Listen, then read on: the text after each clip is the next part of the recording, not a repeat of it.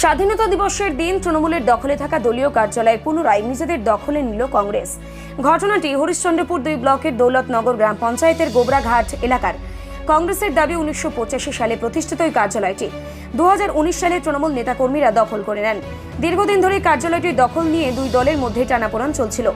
সম্প্রতি তৃণমূল ক্ষমতাচ্যুত হওয়ার পর শনিবার জাতীয় পতাকা উত্তোলন করে আনুষ্ঠানিকভাবে কার্যালয়ে প্রবেশ করেন কংগ্রেসের নেতাকর্মীরা।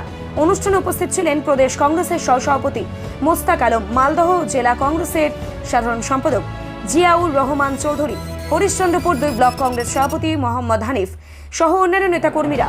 দীর্ঘদিন পর কার্যালয় ফিরে পেয়ে কংগ্রেস কর্মীদের মধ্যে উচ্ছ্বাস দেখা যায়।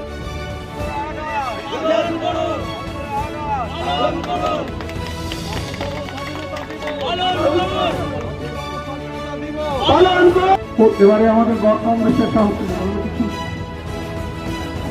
বললে বলো। আচ্ছা, মাধবী দাস প্রাক্তন সভাপতি আমাদের বাড়ি ভূমিকা অনেক হাতে পালিয়ে যাবে আমাদের প্রতি।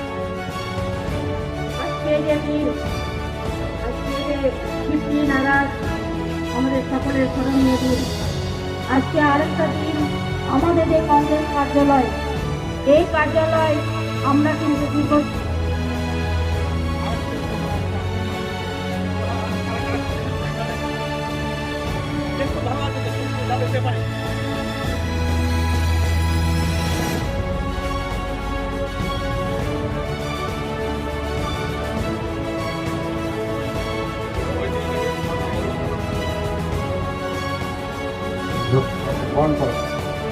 বন্দে মাতরম, জাতীয় কংগ্রেস, জাতীয় কংগ্রেস, জাতীয় কংগ্রেস, জাতীয় কংগ্রেস। আজকে আনুষ্ঠানিকভাবে তাকে দলীয় পতাকা দিয়ে ধারণ করে নেওয়া হলো। আমরা আজকের এই দৌলতনগর অঞ্চলের শুভদিনে 15 আগস্ট সাক্ষী থাকবো। আগামী দিনে তার যা পরিস্থিতি আছে সেটাকে কাজে লাগে। 1 নম্বর 2 নম্বর ব্লকে আমাদের প্রাক্তন মন্ত্রী আমার বন্ধু তার সঙ্গী ছিল, কিন্তু তারা যেহেতু মমতা ব্যানার্জিকে ছেড়ে অন্য জায়গায় চলে গেছে, এদের বক্তব্য না, আমরা ওটা করতে পারবো না। মমতা ব্যানার্জিকে যে ওই দলটা করছে, মমতা ব্যানার্জি যখন নাই তখন আমরা কংগ্রেসের মানুষের সাথে চলাফেরা কংগ্রেস কি করবো। আজকে আনুষ্ঠানিকভাবে সে দলীয় পতাকা নিয়ে করলো। জিন্দাবাদ, বন্দে মাতরম, জাতীয় কংগ্রেস। ধন্যবাদ। সেটা হচ্ছে যে এই পার্টি অফিস আমাদের দীর্ঘদিনের পার্টি অফিস, জাতীয় কংগ্রেসের কার্যালয় ছিল আমাদের দৌলতনগর অঞ্চলের। সেই সময় তৎকালীন যে প্রেসিডেন্ট ছিলেন শেখ দানেশ, তিনি পরবর্তী সময়ে 2019 সালে দল পরিবর্তন করে লোভের বশবর্তী হয়ে হোক অথবা পুলিশের চাপেই হোক, তৃণমূল দলের অত্যাচারে হোক, তিনি কংগ্রেস দল ত্যাগ করে তৃণমূল দলে সামিল হন। এবং সেই সময় থেকে আমাদের যে কার্যালয়, এই কার্যালয় তৃণমূল দখলে তিনি চলে যায় এবং তিনি গিয়ে পার্টি অফিসটা তিনি তৃণমূলের পার্টি অফিস রূপে পরিণত করেন, দখলে রাখেন। কত বছর তার দখলে ছিল?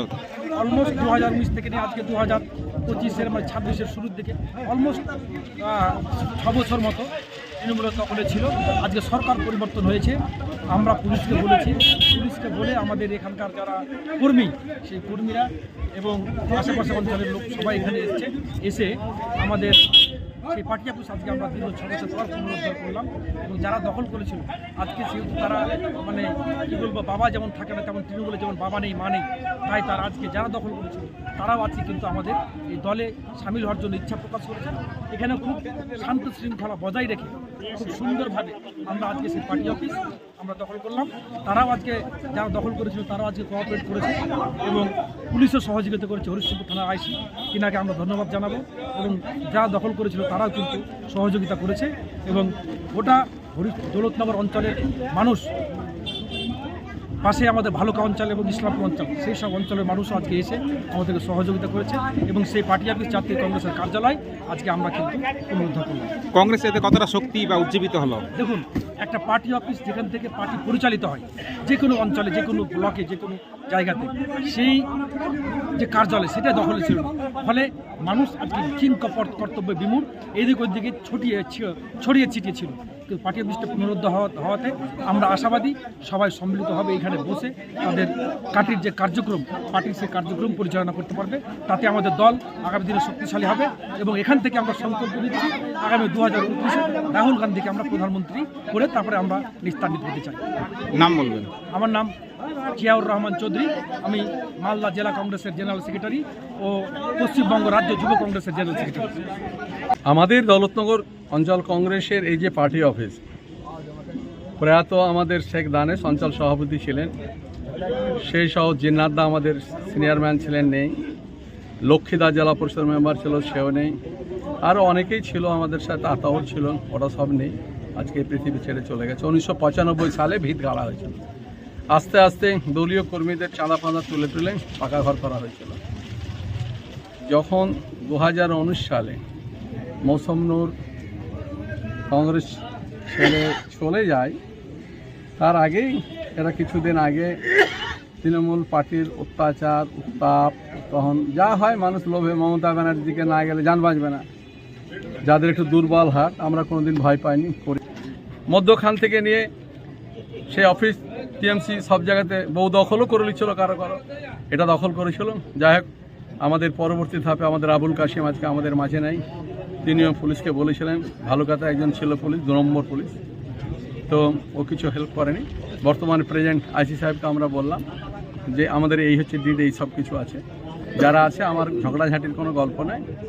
আমাদের কথা হলো সরকার বদলেছে, তোলাবাজি বন্ধ হয়েছে, সব কিছু হয়েছে, আমাদের পার্টি আমাদেরকে দিন। যাই হোক, যথারীতি পুলিশ তাদেরকে বলেছে, তারাও আমাদের লোকদের সাথে বসে কোঅপারেট করেছে, পিসফুললি এসে, এবং তারা নিজেরও আজকে জাতীয় পতাকা উত্তোলনে সামিল হয়েছে। মতিউ, তার ভাই, সবাই এসছে, আর যারা এসছে এবং ফুল কোঅপারেশন করেছে, এবং তারাও দলে আসতে চায়, বলেছে ওদের কর্মী সমর্থকদের আছে, আমাদের অলওয়েজ ওয়েলকাম।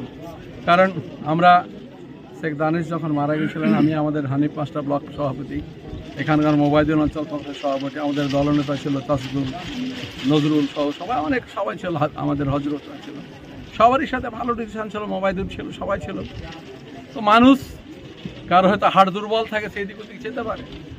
আজকে আমাদের সবাই খুশিতে, গোবরা হাট, বহু লড়াইয়ের আন্দোলন, বিহার বেঙ্গলের লিঙ্ক আছে এই জায়গাটাতে, তাই সবারই বক্তব্য ছিল নেতাজি এবং যারা জমি দান করেছে, টিপু এদের হচ্ছে বাবা জমি দান করেছিল, এ সব সময় করেন। কাকু আমরা যে কি হলো, কাকু কি হলো, তা আজকে আমি বললাম ওয়েট অ্যান্ড সি, ধৈর্য ধরে করতে হবে, কারণ ধৈর্যের বহু গুণ। আজকে শান্তিপূর্ণভাবে এই জিনিস হচ্ছে, এটা আরও অনেক ডেভেলপমেন্ট হবে, সব কিছু হবে, আমরা খুশি। শান্তির দিনে থ্যাঙ্কস জানাবো আইসি হরিশ্চন্দ্রপুরকে, ভালুকাকে। আমাদের এই জায়গায় আমরা যারা কংগ্রেসটা করি, সবসময় আমরা সরকারের নিয়ম কানুন মেনে চলতে চাই, এবং আগামী দিনে দেশে ঐক্যবোধ যে থাকবে, একতা যে থাকবে, সে একতাকে বজায় রাখার জন্য রাহুল গান্ধীর নেতৃত্বে আজকের দিনে আমরা শপথ নিচ্ছি, সবাই হরিশ্চন্দ্রপুরের মাটিতে তেরেঙ্গার পাশে আসুন, রাহুল গান্ধীর নেতৃত্বকে শক্ত করুন। ভারতবর্ষ বাঁচবে, দেশ বাঁচবে, সব ধর্ম, মন্দির, মসজিদ সব বাঁচবে। আমাদের বেকার যুবক যুবতীরা 152 বার পেপার লিক হয়ে লড়াই করতে গিয়ে তাদেরকে হেনস্থা হচ্ছে, অপদস্থ হতে হচ্ছে, তার প্রতিকারের জন্য সবাই শপথ নিন। এটাও যেন দ্বিতীয়বারের মতন দেশ মুক্তির, পুলিশের অত্যাচার এবং প্রশাসনিক অত্যাচারের হাত থেকে দেশকে মুক্ত করার আহ্বান জানিয়ে আজকের দিনে 15 আগস্টে আমরা শপথ নিলাম।